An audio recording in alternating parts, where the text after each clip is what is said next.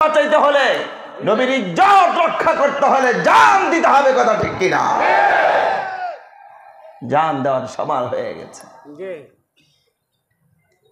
এই জন্য বলছিলাম, মানুষ আজকে দুই ভাগে বিভক্ত হয়ে গেছে। এক দল মানুষ হকের পক্ষে, আরেক দল হকের বিপক্ষে। হকের পক্ষে যারা আছে তারা যদি জান দিতে হয় জান দিবে, মাল দিতে হলে মাল দিয়ে হলো তারা হককে জিন্দা করার জন্য চেষ্টা করবে, কথা ঠিক কিনা? স্পষ্ট বলে দিয়েছে। কারণ আমার নবীরা হকের পক্ষে কথা বলতে গিয়ে মায়ের খেয়েছেন, সাহাবীরা জীবন দিয়েছেন, তাবিঈরা জীবন দিয়েছেন, তাবেঈরা জীবন দিয়েছেন, আমাদের আকাবেররা জীবন দিয়েছেন। এখনো যদি হকের পক্ষে কথা বলতে গিয়ে, কোরআনের পক্ষে কথা বলতে গিয়ে, নবীর ইজ্জত রক্ষা করতে গিয়ে যদি জীবন দিতে হয়, জীবন দিতে প্রস্তুত আছে, কথা ঠিক কিনা? এটা আমার কথা না আল্লাহর কথা? হ্যাঁ, বর্তমান যুগে এমনও চলছে, এমন সময় অতিক্রান্ত হচ্ছে, আপনার ঈমান থাকবে কি থাকবে না, এই সময়টুকু অতিক্রান্ত হইতেছে, কথা ঠিক কিনা? এই ঈমানকে বাঁচানোর জন্য উলামায়ে কেরাম যদি ডাক দেয় কোরআনের পক্ষে, কোরআনকে, রাসূলের ইজ্জতকে রক্ষা করার জন্য যদি উলামায়ে কেরাম ডাক দেয়, ঈমানদারের পরিচয় দিয়ে কারা কারা উলামায়ে কেরামের ডাকে সাড়া দিতে প্রস্তুত আছে? হাত তুলে দেখা। আল্লাহ পাক কবুল করুন। 20 বছর খাব্বাব ইবনে আদি বলছে, জীবন 1000 বার যাইতে রাজি আছে, শুলিতে আমি না হয়ে আমার নবী মুহাম্মদ হইতো, এই কথা আমার বলার দুঃসাহস আমার হয় না। আজকা নবীর ব্যাপারে ষড়যন্ত্র চলতেছে, নবীর ইজ্জত দিয়ে ছিনিমিনি খেলা হচ্ছে। এই বেঈমানের শক্তি বহুত তারা বেড়ে গিয়েছে। এই বেঈমান মনে করতেছে মুসলমান সাধারণ মানুষ এদের নবীর বিরুদ্ধে কথা বললে এরা কিছুই বলবে না। আসলে মুসলমানদের সম্পর্কে এদের কোনো ধারণাই নাই, কথা ঠিক কিনা? মুসলমান কাউকে ধরে না, ধরলে তার 14 গোষ্ঠী পর্যন্ত ছাড়ে না, কথা ঠিক কিনা? কাজে স্পষ্ট কথা, ফ্রান্সের এনামুয়েল ম্যাক্রোক স্পষ্ট বলে দেওয়া হচ্ছে, গোটা বিশ্বের সমস্ত মুসলমানগুলো, তাওহীদি জনতাগুলো হুঙ্কার দিয়েছে, এই বেঈমান যদি প্রকাশ্যে মুসলমানদের কাছে যদি ক্ষমা না চায়, এই বেঈমানকে যেভাবে শাস্তি করতে হয় মুসলমান জানে, সেইভাবে তাদেরকে শাস্তি করা হবে, কথা ঠিক কিনা?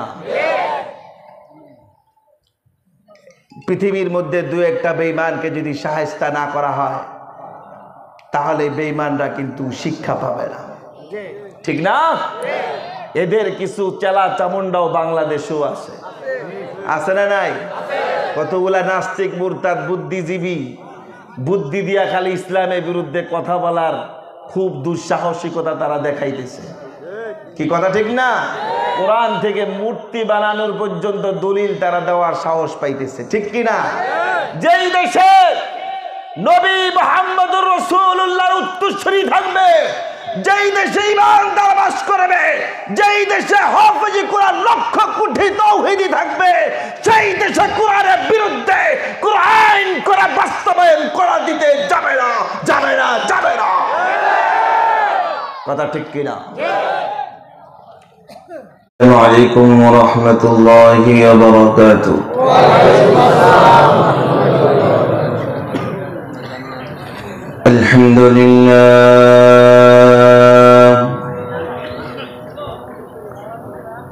আলহামদুলিল্লাহ ওয়া কাফা ওয়া সালামুন আলা ইবাদিহিল্লাযীনা ইসতাফা।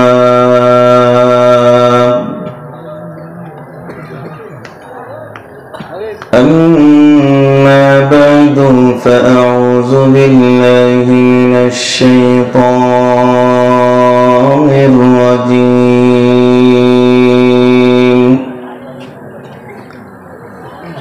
بسم الله الرحمن الرحيم. إن الله اشترى من المؤمنين أنفسهم وأموالهم بأن لهم الجنة يقاتلون في سبيل الله فيقتلون ويقتلون وعدا عليه حقا في التوراة والإنجيل والقرآن إلى آخر الآية. صدق الله المولانا العظيم. وقال النبي صلى الله عليه وسلم الدنيا خلقت لكم وأنتم خلقتم للآخرة أو كما قال عليه الصلاة والسلام. وقال تعالى في شأن حبيبه إن الله وملائكته يصلون على النبي يا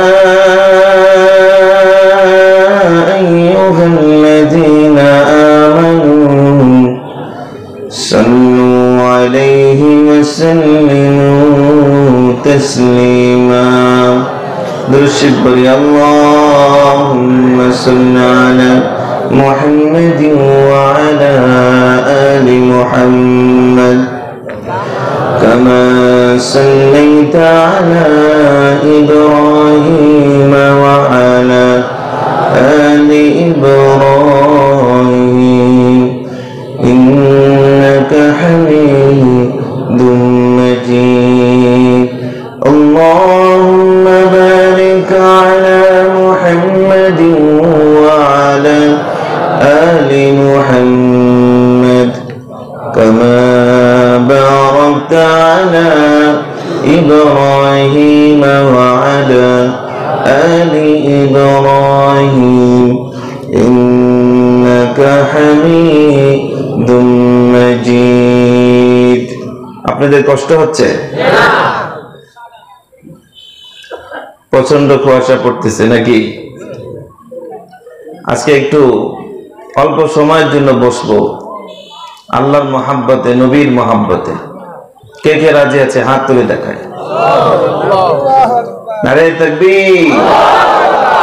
আল্লাহ এই হাতকে কবুল করেন। হ্যাঁ, এই পৃথিবীতে কেউ থাকতে আসি নাই, আসছি? চাইলে থাকতে পারবো? পৃথিবীর সব আদালতে আপিল আছে, কিন্তু মরণের বেলায় কোন আপিল? মালাকুল মউত আজরাইল যার ঘরে ঢুকবে খালি হাতে আর ফিরে যাবে না, খালি হাতে ফিরে যাবে না। এই জন্য বন্ধুগণ, আজকে আছি কালকে নাও থাকতে পারি। তাকে দেখেন আপনার এই সমাজের মধ্যে কত লোক ছিল প্রত্যেক সপ্তাহে প্রত্যেক মাসে এক একজন করে চিরবিদায় নিয়ে চলে যাচ্ছে। কত মানুষের জানাজা পড়লেন, একদিন এমন হয়ে যাবে আমার জানাজা পড়া হবে, ঠিক কিনা? কত মানুষকে কবরে শোয়াইলেন, কাফনের কাপড় পরাইলেন, যে কোনো সময় হয়ে যাবে আপনাকে কাফনের কাপড় পরে কবরে শোয়ানো হবে। এতে কোনো সন্দেহ আছে? কোনো সন্দেহ নাই।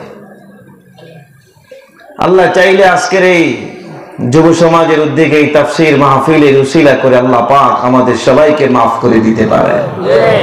আল্লাহ চাইলে আজকে যারা যোগদান করেছেন, উপস্থিত হয়েছেন, এই তাফসীর মাহফিলের খাতিলে আগামী তাফসীর মাহফিল পর্যন্ত আল্লাহ পাক চাইলে আমাদেরকে নেক হায়াত দিতে পারেন। কথা ঠিক কিনা? এই জন্য সকলে একটু আল্লাহর মহাব্বতে আল্লাহকে ডাকি। রাজি আছি? লা ইলাহা ইল্লাল্লাহ। মাইকগুলোর উপরে একটু বক্সের ইকো দিত, যাতে সাউন্ডটা যাতে মিক্সার হয়। হ্যাঁ, জোরে লা ইলাহা ইল্লাল্লাহ। লা ইলাহা ইল্লাল্লাহ। লা ইলাহা ইল্লাল্লাহ।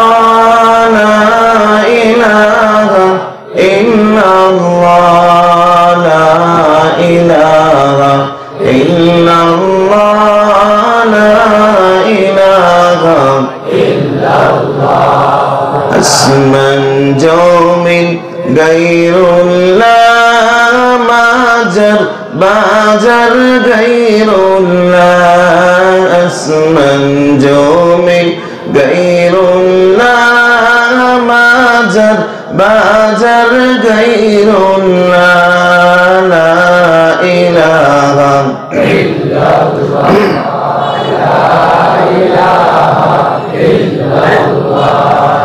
لا إله إلا الله. لا إله إلا الله. لا إله إلا الله. لا إله إلا الله. جبه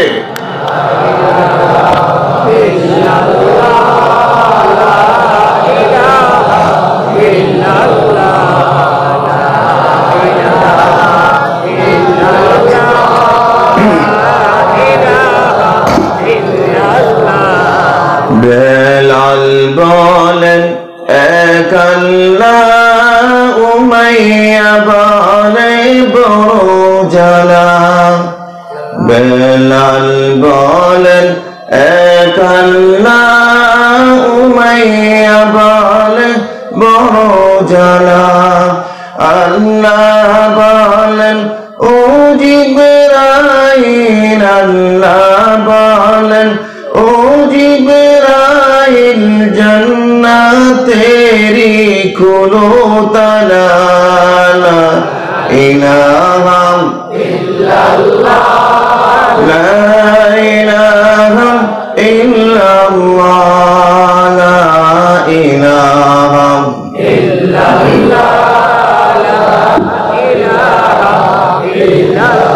লা ইলাহা ইল্লাল্লাহ। মুহাম্মাদুর রাসূলুল্লাহ সাল্লাল্লাহু আলাইহি ওয়াসাল্লাম। আল ইসলাহ যুব সমাজ কল্যাণ সংস্থার উদ্যোগে ৭০তম তাফসীর কোরআন মাহফিলের উপস্থিত সম্মানিত সভাপতি,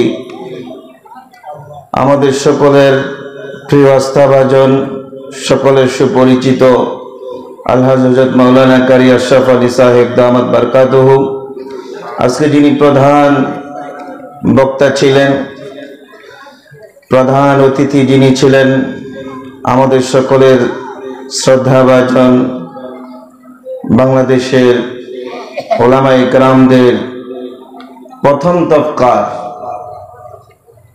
একজন ওলামায়ে কেরাম মাওলানা নজির আহমদ সাহেব দামাত বারকাতুহু, ঈশার নামাজের পূর্বে যিনি আলোচনা করেছেন মাওলানা নুরুল আমিন জিহাদি সাহেব,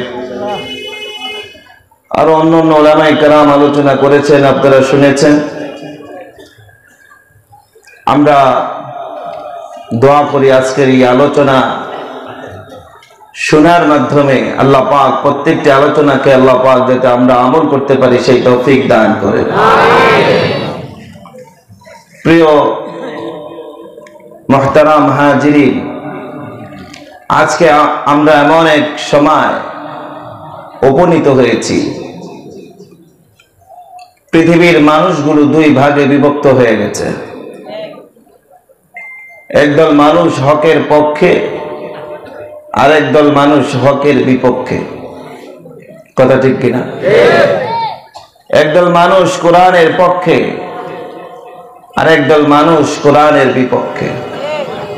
একদল মানুষ নবীর পক্ষে, আরেক দল মানুষ নবীর বিপক্ষে। আছে না নাই? এমন এক জায়গায় আমরা পৌঁছেছি, আমাদের ঈমান নিয়ে বেঁচে থাকা আমাদের জন্য অনেক কষ্টকর হয়ে পড়েছে। কথা ঠিক না? আজকে মুসলমান হকের আওয়াজ ভুলে গেছে। হকের আওয়াজ ভুলে যাওয়ার কারণে আজকে বেঈমানদের আওয়াজ বেড়ে গেছে। মুসলমান হকের আওয়াজ ছেড়ে দিয়েছে, এই জন্য বেঈমানদের আওয়াজ বেড়ে গিয়েছে। মুসলমান আজকে ঈমান নিয়ে ঘুমিয়ে পড়েছে, এই জন্য বেঈমানরা তাগুতের শক্তি নিয়ে মুসলমানদের ঘাড়ে বসেছে। কথা ঠিক কিনা? আওয়াজ দিয়ে আসতে কয়, কি ভয় পান নাকি? হ্যাঁ, ভয় পাচ্ছেন? আমরা কার সৃষ্টি? আমাদের রবকে। জোরে ডাক দেন আল্লাহ। আমাদের রবকে, স্রষ্টাকে। ভয় পাবো কাকে? ডাকবো কাকে? হুকুম মানবো কার? আল্লাহ। এই আল্লাহর আওয়াজ তো আজকে ভুলে গিয়েছেন, এই জন্য তাগুতের শক্তি আজকে আওয়াজ বেড়ে দিয়েছে, আপনার ঈমানকে ধ্বংস করার জন্য ষড়যন্ত্র করতেছে। কথা ঠিক কিনা? আমরা কি হকের পক্ষে থাকতে চাই না হকের বিপক্ষে? কারা কারা হকের পক্ষে থাকতে চায় হাত তুলে দেখেন। আল্লাহ পাক হাতকে কবুল করুন। প্যান্ডেলের বাহিরে যারা আছি, আমার বন্ধুরা, যুবক বন্ধুরা, আমরা ভিতরে ঢুকি। হতে পারে আজকে এই মাহফিল আপনার জন্য নাজাতের জন্য জরিরা। আগামী বছর এই মাহফিল আপনি নাও পেতে পারেন, কারণ পৃথিবীর সব জিনিসের গ্যারান্টি আছে, মৃত্যুর কোনো গ্যারান্টি নাই। কোন নবীও গ্যারান্টি দিতে পারেন। কথা ঠিক কিনা? আমার মৌত কোথায় হবে, কিভাবে হবে, কখন হবে জানে কে? পৃথিবীর সব ক্ষমতা, সব কিছু জানার শক্তি মানুষকে আল্লাহ দিয়ে দিয়েছেন, কিন্তু 5টি জিনিসের ক্ষমতা আল্লাহ পাক নিজে তার কাছে রেখে দিয়েছেন। কথা ঠিক কিনা? 21 নম্বর পারা 13 নম্বর পৃষ্ঠায় আল্লাহ পাক কোরআনে কারীমের মধ্যে স্পষ্ট বলে দিয়েছেন, 5টি জিনিসের ক্ষমতা, 5টি জিনিসের জ্ঞান আল্লাহ পাক আমার নবীকেও দেন না, আমার নবীও জানতেন না। 1 নম্বর হলো ইন্নাল্লাহা ইনদাহু ইলমুস সাআহ। কিয়ামত কখন হবে, কখন কিয়ামত সংগঠিত হবে, কোন জাতির উপর হবে, কোন লোকদের উপর হবে, আল্লাহ সারা পৃথিবীর আর কেউ জানে না। কথা ঠিক কিনা? কিয়ামত সম্পর্কে আমার নবীও জানতেন না। ওয়ায়ুনাজ্জিলুল গায়সা ওয়া ইয়ালামু মা ফিল আরহাম। ওয়ায়ুনাজ্জিলুল গায়সা, আজকে বৃষ্টি হবে কি হবে না আমার আল্লাহ ছাড়া কেউ জানে না। ঠিক কিনা? আগামীকাল বৃষ্টি হবে কি হবে না আল্লাহ ছাড়া পৃথিবীর আর কেউ জানে না। ওয়ায়ালামু মা ফিল আরহাম, মার পেটের মধ্যে বাচ্চা ছেলে হবে না মেয়ে হবে আল্লাহ ছাড়া কেউই জানে না। ঠিক কিনা? ওয়ামা তাদরি নাফসুম মাযা তাকসিবু গাদা, ওয়ামা তাদরি নাফসুম মাযা তাকসিবু গাদা।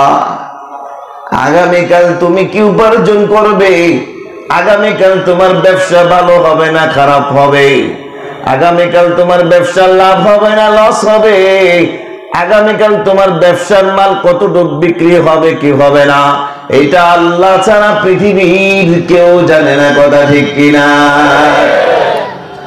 ওয়ামা তাদরি নাফসুম বিআইয়ি আরদিন তামুত। আপনি আমি কখন কোথায় মৃত্যুবরণ করব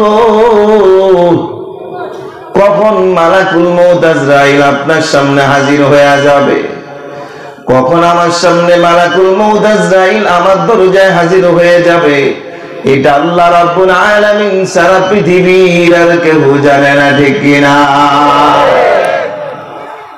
অতএব বাহিরে যে সমস্ত বন্ধুরা আছে, দোকানে বসা, রাস্তায় বসা, ঘুরতেছি, আমি অনুরোধ করব আজকের এই মাহফিল হতে পারে তোমার আমার জন্য শেষ মাহফিল, ঠিক না? এই মাহফিল তোমার আমার জন্য কি শেষ মাহফিল হতে পারে। ভাইরা আমার, আমি আপনাদের সামনে পবিত্র কোরআনে কারীমের সূরাতুত তাওবার 111 নম্বর আয়াতে কারিমা তেলাওয়াত করেছি। অল্প সময়ের মধ্যে এই আয়াতের কিছু ব্যাখ্যা বিশ্লেষণ দিয়ে আমি শেষ করে দিব। আল্লাহ রাব্বুল আলামিন বলেন, ইন্নাল্লাহা আশতারা মিনাল মুমিনিনা আনফুসাহুম ওয়া আমওয়ালাহুম বিআন্না লাহুমুল জান্নাহ। নিশ্চয় আমার আল্লাহ কে? আল্লাহ ইশতারা ক্রয় করে নিয়েছেন, মিনাল মুমিনিনা মুমিনদের থেকে, মুমিনদের থেকে ক্রয় করছেন কে? আল্লাহ। আনফুসাহুম তাদের জান, কি জান ক্রয় করেছেন, ওয়া আমওয়ালাহুম এবং তাদের মাল, মাল ক্রয় করে নিয়েছেন, বিআন্না লাহুমুল জান্নাহ বিনিময়ে আমার আল্লাহ তাদেরকে জান্নাত দান করবে। কিসের বিনিময়? দুইটা জিনিসের বিনিময়, জানার, আরো জোরে বলেন, আরো জোরে, জান ক্রয় করছেন কে? আল্লাহ। দিবেন কি? জান্নাত। আরো জোরে, জান্নাত। এই জান্নাত পেতে চাইতে সবাই, কে কে পেতে চায় হাত তুলে দেখাই না রে, তাকবীর। হাত নামা। এই জান্নাত পেতে হলে আল্লাহ ওয়াদাবদ্ধ হয়েছেন আগে জান দিতে হবে। কি দিতে হবে? যদি মাল দেওয়ার প্রয়োজন হয় মাল দিতে হবে, মাল দিতে প্রস্তুত সবাই? মনে করেন না হুজুর কালেকশন করবে। হ্যাঁ, এমন এক সময় উপনীত হয়েছে, এমন এক সময় আমরা সময় অতিক্রম করতেছি, আমাদের জান মাল দেওয়ার সময় হয়ে গেছে। ঈমান বাঁচাইতে হলে, নবীর ইজ্জত রক্ষা করতে হলে জান দিতে হবে, কথা ঠিক কিনা? জান দেওয়ার সময় হয়ে গেছে। এই জন্য বলছিলাম, মানুষ আজকে দুই ভাগে বিভক্ত হয়ে গেছে। এক দল মানুষ হকের পক্ষে, আরেক দল হকের বিপক্ষে। হকের পক্ষে যারা আছে তারা যদি জান দিতে হয় জান দিবে, মাল দিতে হলে মাল দিয়ে হলো তারা হককে জিন্দা করার জন্য চেষ্টা করবে, কথা ঠিক কিনা? এই সমস্ত মানুষদের কয়েকটা গুণ আছে। আল্লাহ রাব্বুল আলামিন এই আয়াতে কারিমার মধ্যে স্পষ্ট বলে দিয়েছেন, ইয়াকাতিলুনা ফি সাবিলিল্লাহ, এরা আল্লাহর রাস্তায় লড়াই করে, আল্লাহর রাস্তায় যুদ্ধ করে জিহাদ করবে। কার রাস্তায়? আল্লাহর রাস্তায়। ফায়াকুতুলুনা ওয়া ইউকতালুন, এরা এমন একজন মানুষ, এমন ব্যক্তি যারা জান দিত জানে এবং জান নিত জানে। মানুষকে মারতেও পারে, আবার মাইর খাইতেও পারে, কথাটা বলছেন কে? মরতেও পারে, মারতেও পারে, কথাটা বলছেন কে? আমার নবীর ইজ্জত রক্ষা করার জন্য যদি মরতেও হয়, কে কে প্রস্তুত আছে মরার জন্য? হাত তুলে দেখা। আল্লাহ হাত কবুল করুন। ওয়াদান আলাইহি হাক্কা,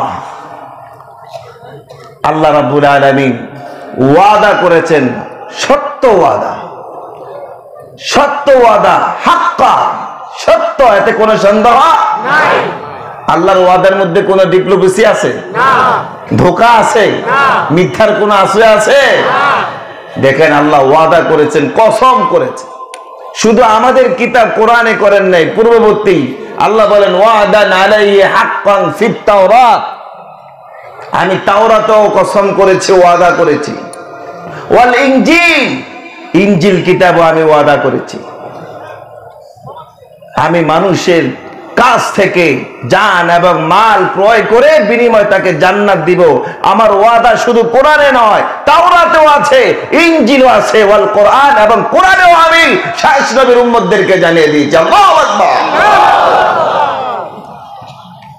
ওয়াদাটা কার? আল্লাহ। আল্লাহ। পৃথিবীতে এমন কোন নবী আসে নাই, ছিলেন না, যে হককে জিন্দা করতে গিয়ে তারা মায়ের খান নাই। কথা ঠিক কিনা? প্রত্যেকটা নবী কষ্ট করেছেন, মায়ের খেয়েছেন। যেই নবীর শরীরের মধ্যে মশা মাছি পর্যন্ত বসা হারাম ছিল, ওই নবীকে মারতে মারতে মাথার মধ্যে লোহার খুদ ঢুকে গেছে। কথা ঠিক কিনা? কোন নবী মায়ের না খাইছেন হকের পক্ষে কথা বলতে গিয়ে? 40 বছর আমার নবী মক্কার সমস্ত রাজা বাদশাহ সমস্ত মানুষের কাছে ভালো ছিলেন। কয় বছর? 40 বছর ভালো ছিলেন। সবাই আল আমিন বলে, বিশ্বাসী। মানুষের টাকা পয়সা ধন দৌলত তার কাছে জমা রাখত, আদরের দুলালি ছিল। 40 বছর পরে যখন আল্লাহ তাকে হকের মিশন দিয়ে দিলেন, মানুষের কাছে কাছে সমস্ত 33 কোটি দেব দেবীর পূজা বাদ দিয়ে এক আল্লাহর ইবাদতের কথা তাকে দায়িত্ব দিলেন, মানুষের কাছে কাছে বলো, মানুষের কাছে কাছে যাও, লা ইলাহা ইল্লাল্লাহর কথা বলো। যখন নবী এই কথার মিশন নিয়ে, কালিমার মিশন নিয়ে মাঠে নামলেন, মক্কার সব মানুষ, জাতি, বাদশা, সরকার সব রাসূলের শত্রু হয়ে গেল। কথা ঠিক কিনা? কিসের কারণে? হকের কথা বলার। এর আগে কিন্তু কি ছিল? ভালো ছিল। এখন যদি আপনি হকের কথা বলেন, আপনার শত্রু হবে কি হবে না? হ্যাঁ, আপনার শত্রু থাকবে না বুঝি? কাজী শত্রু যদি আমার উস্তাজুল মুহতারাম আল্লামা শাহ আহমদ শফি রহমাতুল্লাহি আলাইহি, আল্লাহ পাক তার কবরটা জান্নাতে নূরের বাতি দিয়ে আলোকিত করে দেন। হুজুর বলেছিলেন, যত শত্রু বাড়বে তোমার হকের কথা বলতে গিয়ে বুঝতে পারবা, তত তুমি আল্লাহর দরবারে কবুল হইতেছ। তুমি হকের পক্ষে তত মজবুত হবে।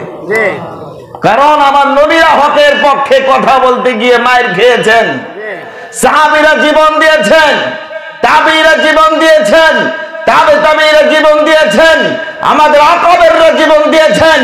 এখনো যদি হকের পক্ষে কথা বলতে গিয়ে, কোরআনের পক্ষে কথা বলতে গিয়ে, নবীর ইজ্জত রক্ষা করতে গিয়ে যদি জীবন দিতে হয়, জীবন দিতে প্রস্তুত আছে। কথা ঠিক কিনা? এটা আমার কথা না আল্লাহর কথা? আল্লাহর কথা। হ্যাঁ, আল্লাহর কথা, আল্লাহর কথা। ইনজিল কিতাবের কথা যেহেতু আয়াতে কারিমের মধ্যে চলে আসছে, ইনজিল কিতাব নাজিল হয়েছে কোন নবীর উপর? হ্যাঁ, ঈসা আলাইহিস সালাতু ওয়াস সালামের উপর। ফালাম্মা আহাসসা ঈসা মিনহুল কুফরা ক্বালা মান আনসারি ইলাল্লাহ। ঈসা আলাইহিস সালাতু ওয়াস সালাম যখন দেখলেন তার গোটা জাতি ঈসা পয়গম্বরের বিরুদ্ধে কথা বলে, তার শত্রুতা শুরু করে দিছে, যেখানে যায় হকের কথা বলে, আল্লাহর কথা বলে, তার শত্রু দিন দিন বাড়তেছে। ঈসা পয়গম্বরের পক্ষে কোনো মানুষ নাই, কেউ কথা বলে না, সবাই তার শত্রু। ক্বালা মান আনসারি ইলাল্লাহ। ঈসা আলাইহিস সালাতু ওয়াস সালাম জাতির এই অবস্থা দেখে হঠাৎ করে বললেন, সমাজের মধ্যে, রাষ্ট্রের মধ্যে, দেশের মধ্যে এমন কে আছো যে তোমরা আমাকে আল্লাহর রাস্তায় সাহায্য করবে, আল্লাহর রাস্তা আমাকে সাহায্য করবে, কে আছো? এই কথা যখন বললেন, قال الحواريون نحن أنصار الله, হাওয়ারি এক জাতি ছিল, ওই জাতি হাত উঠাইছে, পয়গম্বর ঈসা গো, আমরা আপনাকে আল্লাহর রাস্তায় দাওয়াতের কাজে সাহায্য করব। আল্লাহু আকবার। তাফসীরের মধ্যে আসছে এই হাওয়ারি জাতির মাত্র তখন ছিল 12 জনের মতো যুবক। কয়জন? 12 জনের মতো যুবক ছিল। হাওয়ারি শব্দের অর্থ হচ্ছে স্বচ্ছ দিল, অন্তরাত্মা কলব যাদের পবিত্র, যাদের দিলের মধ্যে ঈমান আছে, যারা খাঁটি ঈমানদার, এদেরকে হাওয়ারি বলা। যার কলব স্বচ্ছ পবিত্র, এদেরকে হাওয়ারি বলা। হাওয়ারিদের মধ্যে 12 জন যুবক হাত উঠাইয়া বললেন, পয়গম্বর ঈসা, আমরা আপনাকে আল্লাহর রাস্তায় দাওয়াতের কাজে আপনাকে আমরা সাহায্য করব। قال الحواريون نحن أنصار الله فآمنا بالله, কারণ আমরা আল্লাহর প্রতি ঈমান আনি, আল্লাহকে আমরা এক আল্লাহ বলে বিশ্বাস করেছি, আল্লাহর প্রতি আমরা ঈমান এনেছি। ওয়াশহাদ বিআন্না মুসলিমুন, সুতরাং আপনি সাক্ষী থাকেন আমরা একনিষ্ঠ মুসলমান। আল্লাহু আকবার। আমরা ঈমান এনেছি কার? আল্লাহ। আরো জোরে আল্লাহ। এরা প্রমাণ করেছে এরা মুসলমান, এরা ঈমানদার, স্পষ্ট বলেও দিয়েছে এই জন্য আল্লাহর রাস্তায় আমরা আপনাকে সাহায্য করব। ঈসা আলাইহিস সালাতু ওয়াস সালাম খুশি হয়ে গেলেন। বর্তমান যুগে এমনও চলছে, এমন সময় অতিক্রান্ত হচ্ছে, আপনার ঈমান থাকবে কি থাকবে না, এই সময়টুকু অতিক্রান্ত হইতেছে, কথা ঠিক কিনা? এই ঈমানকে বাঁচানোর জন্য উলামায়ে কেরাম যদি ডাক দেয়, কোরআনের পক্ষে, কোরআনকে, রাসূলের ইজ্জতকে রক্ষা করার জন্য যদি উলামায়ে কেরাম ডাক দেয়, ঈমানদারের পরিচয় দিয়ে কারা কারা উলামায়ে কেরামের ডাকে সাড়া দিতে প্রস্তুত আছে? হাত তুলে দেখা। আল্লাহ পাক কবুল করুন। ইনজিল কিতাবে ওয়াদা করেছেন কে? আল্লাহ। কে? এবার আসেন আমার নবী। আমার নবী কি কষ্ট করেছেন এই দ্বীনের জন্য, ইসলামের জন্য, জান্নাতের জন্য। ভাইরা আমার, রাসূল সাল্লাল্লাহু আলাইহি ওয়াসাল্লাম 40 বছর অতিক্রম করার পরে যখন মক্কা নগরীর মধ্যে যখন কালিমার দাওয়াত দেওয়া শুরু করলেন, কালিমার কথা বলতে শুরু করলেন, আবু লাহাব, উতবা, শাইবা, আবু জাহেল সমস্ত রাষ্ট্র শক্তিগুলো তার বিপক্ষে চলে গেল। কেউ তার কথা শুনে না, কেউ তাকে মানতে চায় না, তার বিরোধিতা করা শুরু করলো। এক পর্যায়ে রাসূল সাল্লাল্লাহু আলাইহি ওয়াসাল্লাম মনটা খারাপ হয়ে গেল। রাসূল সাল্লাল্লাহু আলাইহি ওয়াসাল্লাম মাথা নিচু করে খানায়ে কাবা বাইতুল্লাহর পাশ দিয়ে বের হয়ে রাসূল সাল্লাল্লাহু আলাইহি ওয়াসাল্লাম যখন তার বাড়ির দিকে রওনা দিলেন, পাশেই দেখে উমাইয়ার বাড়ি। উমাইয়ার বাড়ির সামনে কালো কুচরি একটা যুবক দাঁড়ায় রয়েছে, যার গলার মধ্যে গোলামের শিকল ঝুলানো, পরনের মধ্যে একবারে জীর্ণ শীর্ণ, একবারে কমদানি ছিঁড়া পাড়া পোশাক পরে একটা যুবক দাঁড়িয়ে রয়েছে। ওই যুবকটা মদিনার, মক্কার, আরবের কোন যুবক না। এই যুবকটা সেই হাবশী দেশ থেকে আগত একটা যুবক, যার বাবা, যার মা, যার বংশ পরম্পরা এরকম যারা গোলামি করে গেছে, যাদের গলায় এরকম গোলামের রশি ছিল, ওই যুবকটা খানায়ে কাবা বাইতুল্লাহর পাশেই উমাইয়ার বাড়ি ছিল। ওই উমাইয়ার বাড়ির সামনে, দরজার সামনে দাঁড়াইয়া রয়েছে রাসূল সাল্লাল্লাহু আলাইহি ওয়াসাল্লাম। এই জীর্ণ শীর্ণ যুবকটাকে দেখে ডাক দিয়া বলে, যুবক রে, তুমি তো অনেক দিন যাবত মক্কাতে তুমি বসবাস করো। বলে হ্যাঁ। আচ্ছা বলো, আমি মুহাম্মদ এই মক্কার যে অধিবাসী, যতদিন তুমি ছিলে তুমি আমার মধ্যে কোনো ধোঁকাবাজি দেখছনি? কয় না, কখনো দেখি নাই। হে যুবক, হে বেলাল, তুমি বলো আমি যে কালিমার কথা বলি, যে আল্লাহর কথা বলি, ওই আল্লাহর কথাটা কতটুকু সত্য, তোমার মনে কি কয় তুমি আমার কাছে একটু প্রকাশ করো। ওই বেলালে হাবশী কালো জীর্ণ শীর্ণ যুবকটা দাঁড়াইয়া বলে, মুহাম্মদ রে, ও গো মুহাম্মদ, এই মক্কাতে যতদিন আমি ছিলাম, যতদিন আছি, আজ পর্যন্ত আপনার কাছে আমি কোনো খারাপ কিছু দেখি নাই। এই মক্কার মানুষ, মক্কার রাজা বাদশাহ মানুষগুলো আপনাকে চিনতে পারে নাই, আপনার কথা শুনতেও তারা চায় না। আমি আরবের মানুষ না হলে কি হবে, আমি বেলাল আপনাকে চিনতে পেরেছি। আমি গোলামের রশি আমার গলায় ঝুলানো, এই গোলামের রশিকে আমি পরোয়া করি না। আবু জাহেলের কাছে গেছেন, আবু লাহাবের কাছে গেছেন, উদ্বার কাছে গেছেন, সাইবার কাছে গেছেন, ওই সমস্ত বিত্তশালী ব্যক্তিগুলো আপনার কথা শুনে নাই, আপনার কালিমা গ্রহণ করে নাই। আমি আমার জীবনের পরোয়া করি না। এই মুহূর্তে আমি আপনার হাতে হাত দিয়া তাওহীদি কালিমা পড়ে মুসলমান হয়ে গেলাম। আপনি আমাকে পড়াইয়া দেন লা ইলাহা ইল্লাল্লাহু মুহাম্মাদুর রাসূলুল্লাহ। বেলাল গোলাম, একটা গোলাম কালিমা পড়ে মুসলমান হয়ে গেছে। কালিমা পড়ে মুসলমান হওয়ার পরে ডাক দিয়ে বলে, নবী গো, এখন আমার আমল কি? নবী বললেন, গোপন রাখো, এখন তুমি প্রকাশ করো না, কারণ তোমার মনিব উমাইয়া সে হলো তাগুতের শক্তি, সে কোনো বেঈমান, সে মুসলমান হয় নাই। যদি শুনতে পারো তুমি আমার পক্ষে চলে আসছো, তোমার প্রতি হামলা চলে আসবে। বেলাল বলেন, হুজুর গো, আমি মুসলমান হওয়ার পরে এখন আমার কি আমল, একটু আমল দিয়া যান। কয়, তোমার শুধু ছোট্ট একটা আমল দিলাম, আমলটা বলে তুমি বেশি বেশি আমার মাওলার জিকির করবে। আল্লাহ আল্লাহ আল্লাহ আল্লাহ আল্লাহ আল্লাহ আল্লাহ আল্লাহ আল্লাহ আল্লাহ আল্লাহ লা ইলাহা ইল্লাল্লাহু মুহাম্মাদুর রাসূলুল্লাহ। আমল পেয়ে গেলেন, বেশি বেশি জিকির করা শুরু করছে। এখন খালি প্রকাশ্যে অপ্রকাশ্যে যখন দেখে উমাইয়া আসছে, মুখ চুপসে যায়। উমাইয়া নাই তো জোরে শুরু করে ডাকে, কাকে?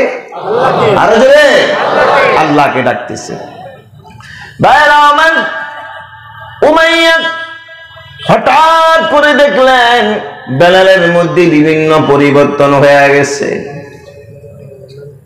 উমাইয়া যখন বেলালের কাছে আসে, বেলাল তখন জিকিরটা চুপচে করে দেয়, একবারে বন্ধ করে দেয়, জিহ্বাটা খালি লাড়ে। উমাইয়া বলে, বেলাল রে, তুই কাকে ডাকস? এরকম কাকে ডাকস? মনে হয় তুমি আমাকে ডাকতেছো, মুনিবের সম্মানের গুণগান গাইতেছো। বেলাল বলে, হ্যাঁ, আমি আমার মুনিবের সম্মানের গুণগান গাই। আমি সারাদিন 24 ঘন্টা আমার এই জিহ্বা দিয়ে আমার মুনিবকে ডাকি। আল্লাহু আকবার। উমাইয়া কইতেছে, মাশাআল্লাহ, তোমার মতো গোলাম আমার দরকার, যে এত ডাকা আমারে ডাকে, আমাকে এত সম্মান দেয়। আসলে কি বেলাল উমাইয়ারে ডাকে? বেঈমানরে ডাকে না আল্লাহকে? মুসলমান ইমানদার কাকে ডাকবে? এই কথা যখন বলল, বেলাল বলল, উমাইয়ারে, না, তোর মতো মুনিবকে মালিককে আমি ডাকি না, তোর জিকির আমি করি না। উমাইয়া বলল, তাহলে কার জিকির করো, কাকে ডাকো তুমি আমাকে বলো। উমাইয়া এই প্রশ্নের উত্তরে বেলাল বলে, ওই যে আসমানের সৃষ্টিকর্তা যিনি, জমিনের সৃষ্টিকর্তা যিনি, এই যে পাহাড় পর্বত সৃষ্টিকারী যিনি, খানায় কাবা বাইতুল্লাহর সৃষ্টিকর্তা যিনি, এই ঘরের মালিক যিনি, ওই যে আল্লাহ, ওই যে আল্লাহ, তিনি বলেন আমার আসল মনিব, ওই মনিবকে আমি ডাকি। এই কথা বলার পরে কয় কি, আমাকে বাদ দিয়ে তুমি অন্য মনিবকে ডাকো, এটা শিখাইছে কে? নিশ্চয়ই মুহাম্মদ ছাড়া এটা আর কেউ শিখাইতে পারে না। এদিকে আসো, ধরছে বেলালকে, বেলালকে ধরে তার হাতে পায়ে বাঁধছে। বাঁধার পরে জাবালে আবু কুবাইস বর্তমানে খানায় কাবা বাইতুল্লাহর পাশে বাদশার বাড়ি, হাজী সাহেবরা বলে বাদশার বাড়ি অর্থাৎ রাসূল সাল্লাল্লাহু আলাইহি ওয়াসাল্লামের বাড়ির পাশে পিছনে যেই পাহাড়টা, এই পাহাড়ের নাম জাবালে আবু কুবাইস। এই জাবালে আবু কুবাইসের দুইটি নাম, পৃথিবীর মধ্যে সবচেয়ে প্রবীণ পাহাড়। এই পাহাড়ে উঠে যদি কোন হাজী সাহেব যেই দোয়া করবে, আমার আল্লাহ ওই দোয়া কবুল করবে। এই পাহাড়ের দুইটি নাম আছে, একটি নাম হলো জাবালে বেলাল, আর একটি নাম হলো জাবালে হেলাল। জাবালে বেলাল, জাবালে হেলাল। জাবালে বেলাল বলা হয় এই জন্য, এই পাহাড়ের মধ্যে বেলাল কালিমা পড়ার অপরাধে বেলালকে পাহাড়ের মধ্যে উঠাইয়া চিৎ করে উত্তপ্ত পাথরের মধ্যে শোয়াইয়া, এরকম ভাবে দুই হাতের মধ্যে দুই পায়ের মধ্যে বড় বড় পাথরের সাথে পেরাগ মাইরা বেলালকে উত্তপ্ত রৌদ্র পুকুরের মধ্যে পাহাড়ের মধ্যে চিৎ করে শোয়াইয়া রাখা হতো। এই জন্য এই পাহাড়ের মধ্যে অনেক নিদর্শন আছে বেলালের অত্যাচারের, অর্থাৎ উমাইয়া যে বেলালকে কালিমা পড়ার অপরাধে যে শাস্তি দিয়েছে, ওই শাস্তির দিকে লক্ষ্য করে এই পাহাড়কে বলা হয় জাবালে বেলাল। আল্লাহু আকবার। ভাইরা আমার, একদিন এই পাহাড়ের মধ্যে বেলালকে উমাইয়া নিয়া এই পাহাড়ের মধ্যে হাতের মধ্যে দুইটা পেরাক মাইরা জিব্বাটাকে এরকম ভাবে টেন দিয়ে জিব্বার মধ্যে এরকম ছোট্ট একটা পেরাক মাইরা দিচ্ছে। উমাইয়া বলে, তুই আমার খাইয়া আমার ঘরে বসবাস কইরা আমার অধীনে লালিত পালিত হইয়া, যেহেতু আমাকে ডাক ছাড়া অন্য মনিবকে ডাকো, এর কারণ হচ্ছে এইটাই যে তাকে এরকম ভাবে শিক্ষা দিতে হয়। বেলালে জিব্বার মধ্যে এরকম পেরাক মেরে দিছে। আমার পেরাক মেরে দেওয়ার পরে বেলাল এই জিব্বা দিয়ে আল্লাহকে ডাকতে পারে না, কিন্তু জিব্বা দিয়ে টপ টপ করে রক্ত পড়তেছে, জর্জর করে রক্ত ঝরে। এই সংবাদটা আমার নবীর কানে গিয়া পড়ছে। আমার নবীর দারে আর কামের মধ্যে সেখানে নব মুসলমানদেরকে নিয়ে নিয়ে কালিমার দিনের দাওয়াত দিতেছে। একের পর যারা মুসলমান হতেছে তাদেরকে সেখানে নিয়ে নিয়ে গোপনে গোপনে তাদেরকে ঈমান শেখায়। নবীর কানে গিয়া পড়ছে, নবী গো, আপনার বেলালের খবর নিয়েছেন? কয় কি হয়েছে বেলালের বলো। কয় বেলালকে জাবালে আবু কুবাইসের মধ্যে তার মনিব উমাইয়া কালিমা পড়ার অপরাধে আল্লাহর জিকির করার কারণে জিব্বাটা টান দিয়ে বের করে বেলালের জিব্বার মধ্যে এরকম লোহার পেরেক ঢুকিয়ে দিছে গো নবী। আমার নবী মুহাম্মদুর রাসূলুল্লাহ সাল্লাল্লাহু আলাইহি ওয়াসাল্লাম এই সংবাদ শুনে সাথে সাথে চোখের পানি ছেড়ে দিয়ে বসা থেকে দাঁড়াইয়া গিয়া বলতেছে, কে আসো এরকম, কে গো আসো? শুনতে পাইলাম আমার বেলালের জিহ্বার মধ্যে নাকি প্যারাক মারা হয়েছে। এমন যদি কেউ থাকো উমাইয়ার হাত থেকে যেই কোনো বিষয়ের কিছু বিনিময় হলো, আমার বেলালকে উমাইয়ার হাত থেকে তোমরা উদ্ধার করে দাও। ভাইরা আমার, নবী মুহাম্মদুর রাসূলুল্লাহ সাল্লাল্লাহু আলাইহি ওয়াসাল্লাম এই কথা বলার সাথে সাথে আবু কুহাফার ছেলে রাসূলের সবচাইতে বড় বন্ধু আবু বকর দাঁড়াইয়া গেছে। আবু বকর দাঁড়াইয়া বলে, নবী গো, আপনি যদি অনুমতি দেন আমি আবু বকর উমাইয়ার বাড়িতে যাব।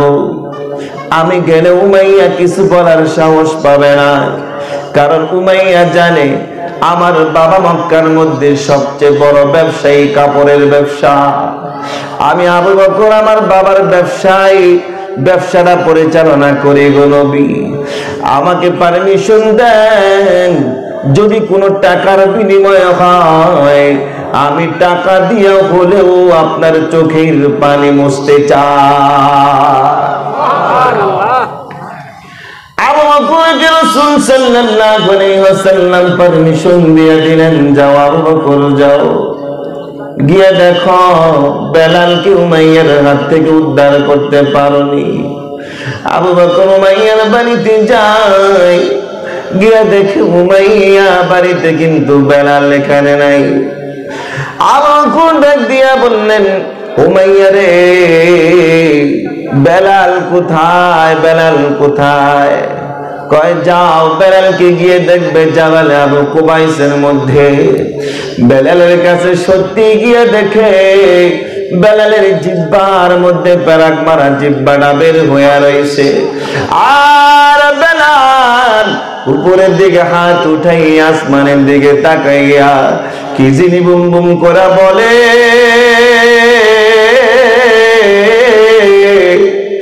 বুঝাইতে চাচ্ছে ও দুনিয়াবাসী, এই জীবন যত যা কোনো সমস্যা নাই, যত কষ্ট হোক, যত বিপদ হোক, যত মাইল খাই, এতে কোনো পরোয়া করি না। তারপরেও আমি বেলাল আসমানের মালিক আল্লাহকে আমি ছাড়ব না। আল্লাহু আকবার। বেলাল, ওই বেলাল আকাশের দিকে তাকাইয়া হাত উঠাইয়া রাখছে, জিহ্বাটা বের হয়ে রয়েছে, জিহ্বার মাঝখানে প্যারাক মারা। এই জিহ্বা ভিতরে নিতে পারে না, এই জিহ্বাটা ভিতরে নিতে পারে না, কারণ মাঝখানে প্যারাক ঢোকানো। আবার কোন দৃশ্য দেখে বেলালের হাতে ধরে জাবালে আবু কুবাইস থেকে নেনে উমাইয়ার সামনে এনে বলে, উমাইয়া রে, কোন মানুষ এরকম মানুষের কাজ করতে পারেনি। তোর মতো একজন নামি দামি ব্যক্তি একটা গোলামের সাথে এরকম আচরণ করা আদৌ ঠিক হয় না। উমাইয়া বলতেছে, তুমি আমাকে জ্ঞান দিতে আসছো? আমার গোলাম আমি টাকা দিয়ে কিনছি, আমি যেমন মন চাই তেমন তার সাথে ব্যবহার করব, তুমি কেন আসছো? আবু বকর ডাক দিয়া বলে, উমাইয়া, আমি মুহাম্মদুর রাসূলুল্লাহর পক্ষ থেকে এসেছি। তোর এই অমানসিকতার কারণে আমার নবীর কাছে বেলালের এই ঘটনা গিয়া পড়ছে। আমার নবীর চোখের দিয়া জলজল করে রহমতের পানিগুলো পয়রা গেছে। আমি আবু বকর সহ্য করতে পারি নাই রে উমাইয়া, আমি বেলালকে না নিয়ে রাসূলের সামনে হাজির না কইরা আমি আবু বকর তোর বাড়ির দরজা থেকে কিন্তু আজকে যাব না। আমি বেলালকে না নিয়ে আজকে যাচ্ছি না। উমাইয়া বলে, গোলাম হলো আমার, টাকা দিয়ে কিনেছি আমি, কিভাবে তুমি বেলালকে নিবা? কি চাও? বেলালকে নিতে হলে তোমাকে কি দিতে হবে বলো? কয়, বেলালকে যদি নিতে হয় আমার চাহিদা মতো অর্থ তোমার দিতে হবে। কি দিতে হবে বলো? বেলালের ওজনে ওজনে মুদ্রা দিতে হবে। কয় ঠিক আছে, বেলালের ওজনে ওজনে মুদ্রা দিব, তারপরেও বেলালকে অত্যাচার থেকে আমি শান্তির পথে নিয়ে যাব। ভাইরা আমার, উমাইয়া যত চাইল, যা চাওয়া ছিল উমাইয়া তার ইচ্ছা মতন চাইল। বেলালকে আজাদ করার জন্য আবু বকর উমাইয়াকে অর্থ পরিদান করলো। আবু বকর বেলালকে উমাইয়ার হাত থেকে টাকার বিনিময়ে নিয়ে যখন রাসূল সাল্লাল্লাহু আলাইহি ওয়াসাল্লামের সেই মাদ্রাসা দারুল আরকামের মধ্যে যাইতেছিলেন, পথে মধ্যে রাসূল বললেন, বেলাল রে, দাও তোমার জিহ্বা থেকে পেরাকটা আমি খুলে দিই। বেলাল বলে, আবু বকর রে, যেই নবীর মহব্বতের কারণে, যেই নবীর তাওহীদি কালিমার দাওয়াতের কারণে এত অত্যাচার সহ্য করলাম।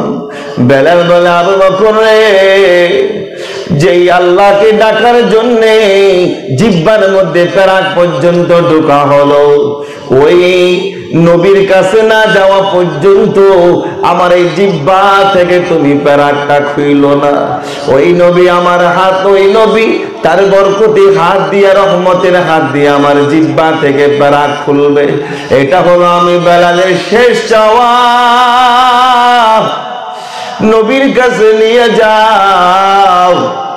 ওই নবী নিজ হাতে তার হাত দিয়ে আমার জিহ্বা থেকে পেরাক খুলবে।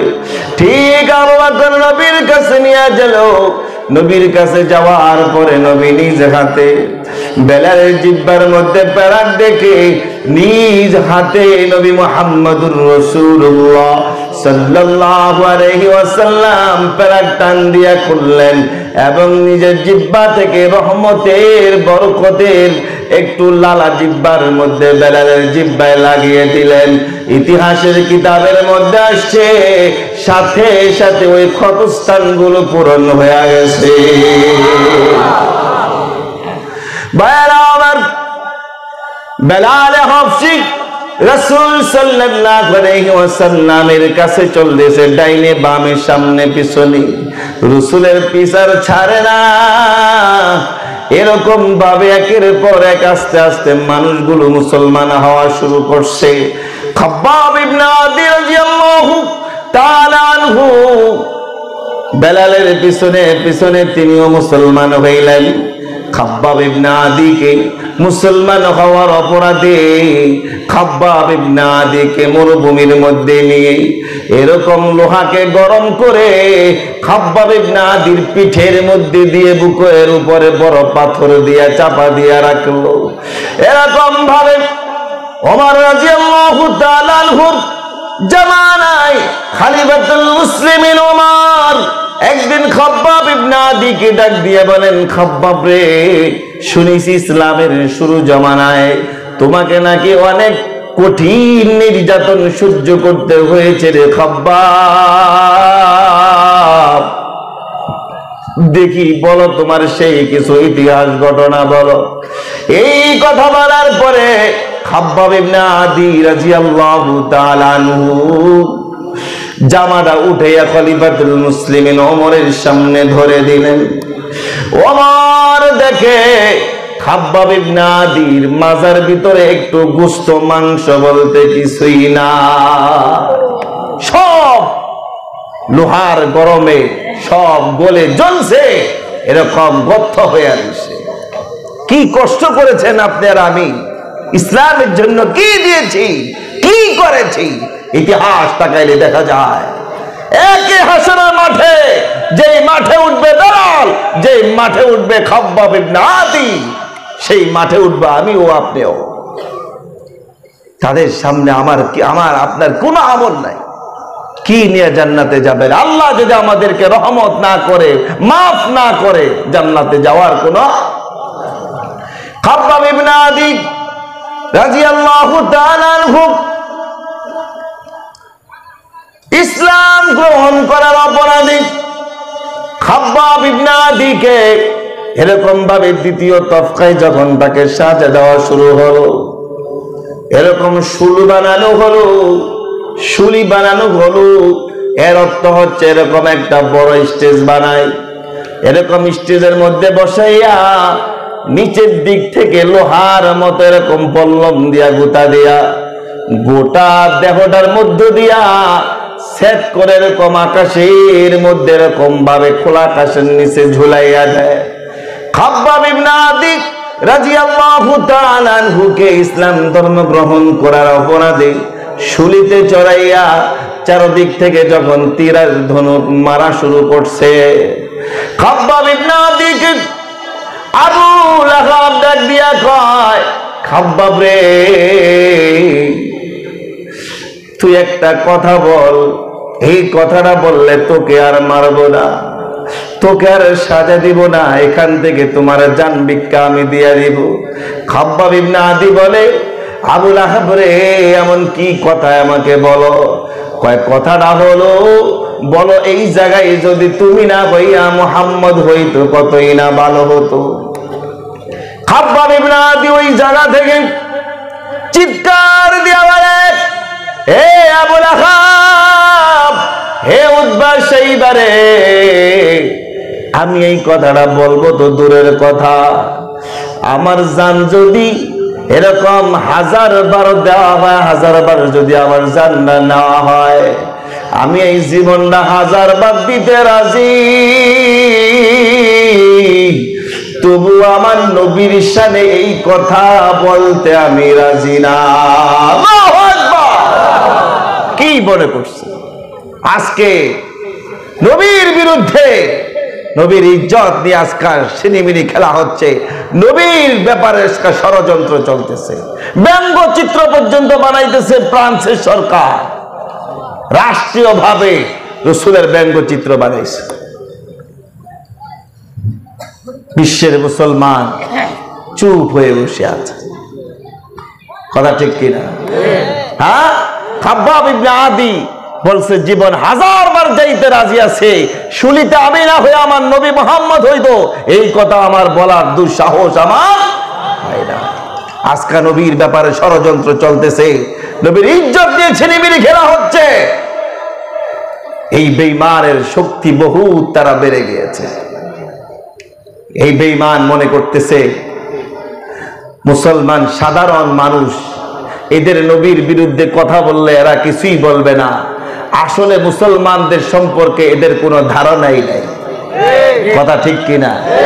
মুসলমান কাউকে ধরে না, ধরলে তার 14 গোষ্ঠী পর্যন্ত ছাড়ে না, কথা ঠিক কিনা? কাজে স্পষ্ট কথা, ফ্রান্সের এনামুল ম্যাক্রোকে স্পষ্ট বলে দেওয়া হচ্ছে, গোটা বিশ্বের সমস্ত মুসলমানগুলো তাওহীদের জনতাকে হুঙ্কার দিয়েছে, এই বেঈমান যদি প্রকাশ্যে মুসলমানদের কাছে যদি ক্ষমা না চায়, এই বেঈমানকে যেভাবে শাস্তি করতে হয় মুসলমান জানে, সেইভাবে তাদেরকে শাস্তি করা হবে, কথা ঠিক কিনা? পৃথিবীর মধ্যে 2-1টা বেঈমানকে যদি শায়েস্তা না করা হয়, তাহলে বেঈমানরা কিন্তু শিক্ষা পাবে না, ঠিক না?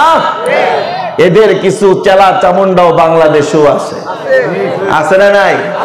কতগুলা নাস্তিক মুরতাদ বুদ্ধিজীবী বুদ্ধি দিয়া খালি ইসলামের বিরুদ্ধে কথা বলার খুব দুঃসাহসিকতা তারা দেখাইতেছে, কি কথা ঠিক না? কোরআন থেকে মূর্তি বানানোর পর্যন্ত দলিল তারা দেওয়ার সাহস পাইতেছে, ঠিক কিনা? যেই দেশে নবী মুহাম্মদুর রাসূলুল্লাহর উত্তরসূরি থাকবে, যেই দেশে ঈমানদার বাস করবে, যেই দেশে হাফেজে কোরআন লক্ষ কোটি তাওহীদি থাকবে, সেই দেশে কোরআনের বিরুদ্ধে কোরআন করা বাস্তবায়ন করা দিতে যাবে না, যাবে না, যাবে না, কথা ঠিক কিনা? কোরআন হচ্ছে আমাদের সংবিধান, কথা ঠিক না? কোরআন হচ্ছে আমাদের সবচেয়ে বড় মুসলমানদের সংবিধান। কি কি বলেন? কোরআন হচ্ছে পৃথিবীর মধ্যে ঈমানদার মুসলমানদের সবচেয়ে বড় সংবিধান। ভাইরা আমার, খাব্বাব ইবনে আদি রাদিয়াল্লাহু তাআলা স্পষ্ট জানিয়ে দিলেন, এই জীবন হাজারবার যাবে, আমার নবীর বিরুদ্ধে আমি কথা বলতে পারবো না। কারণ আমার আল্লাহ এই জান এবং মাল ক্রয় করে নিয়েছেন জান্নাতের বিনিময়ে। আমি আর খাব্বাব ইবনে আদি জানি আমার এই জীবনটা দেহ থেকে যাওয়ার সাথে সাথে আমার আল্লাহ আমার জন্য জান্নাত দিবে। কথা ঠিক কিনা? আজকে পৃথিবীর মধ্যে দেখা যায় মানুষের মাল হয়েছে, মাল যত বেশি হয়েছে সে তত বেশি ইসলাম থেকে দূরে সরে যাচ্ছে। ঠিক কিনা?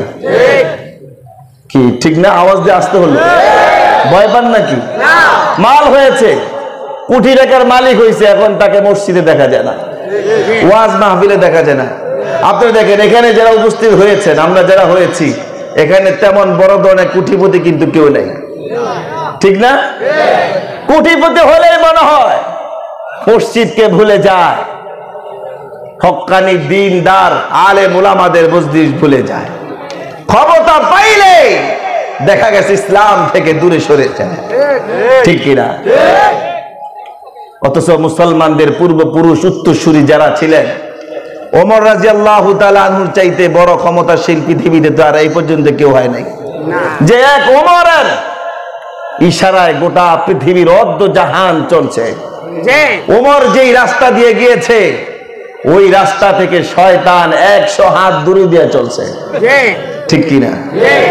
যে ওমর রাদিয়াল্লাহু তাআলা আনহু ঘুমাইতেছে, শত্রু তাকে আক্রমণ করতেছে, শত্রু আক্রমণ করার জন্য আসছে, পারস্য সরকার তাকে পাঠাইছে ওমরকে মারতে পারলে তোমাকে একটা রাষ্ট্রের প্রেসিডেন্ট বানিয়ে দিব। 3 মাস প্রশিক্ষণ নিয়ে ওমরকে মারার জন্য মদিনায় আসছে। খবর নিল কোথায় ওমর? ওমর ওই জায়গায় এক খেজুর গাছের নিচে ঘুমাইতেছে। সেখানে গেছে তলোয়ার নিয়ে, বিষাক্ত তলোয়ার নিয়ে গেছে ওমরকে মারার জন্য। সেখানে গিয়ে দেখে ওমর নিশ্চিন্তায় ডান হাতের উপর মাথা দিয়ে ঘুমাইতেছে। শত্রু আবু লুলু কইতেছে, আহ কত সুন্দর সুযোগ, যাবো আর একটা কূপ দিয়ে কল্লাটা ফালিয়ে দিব, আর আমি হয়ে যাব পারস্য দেশের একটা রাষ্ট্রের প্রেসিডেন্ট।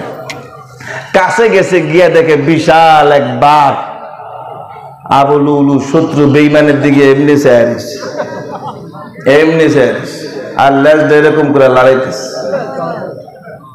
কি বুঝেন? তাও দিতেছে, সায়ার হয়েছে, আয় এই যে বড় বড় দাঁতটি রাখছি তোরে খাইয়া আজকে মজাটা মিটাম। যখন দেখছে ওমর ঘুমায় আর বিশাল এক বাঘ পাহারা দেয়, আবু লুলু বুঝা লাইছে এটা সাধারণ দুনিয়ার কোন বাদশা না, যাকে